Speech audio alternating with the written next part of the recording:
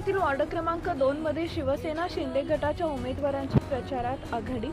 शिवसेना नेते मोहन वनखंडे सरांनी उमेदवारांच्या प्रचारासाठी रान उठवले।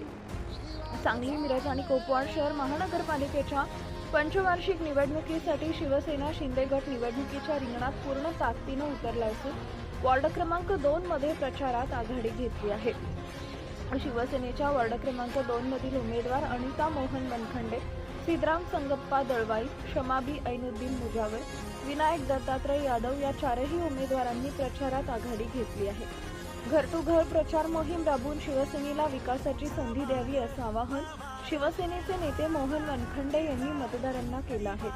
कोतवाड शहरातील गाव भागासह उपनगरात शिवसेनेच्या चारही उमेदवारांनी प्रचारात आघाडी घेतल्याचं चित्र दिसत असून शहरातील गाव भागासह लिंगायत गल्ली, धनगर गल्ली, सिद्धार्थनगर, वसंत घरकुल, स्वामी मळा, रविदास गल्ली, बजरंग नगर, वाघमोडे नगर, शिवशक्ती नगर, चौगुले मळा, घनी मळा आदींसह उपनगर प्रचारानं पिंजून काढण्यास सुरुवात केली आहे। शिवसेनेच्या उमेदवार अनिता वनखंडे, सिद्धराम दळवाई, शमाबी मुजावर, विनायक यादव या चारही उमेदवारांना भरघोस मतांनी निवडून द्यावं असं आवाहन पॅनल प्रमुख मोहन वनखंडे यांनी केले आहे।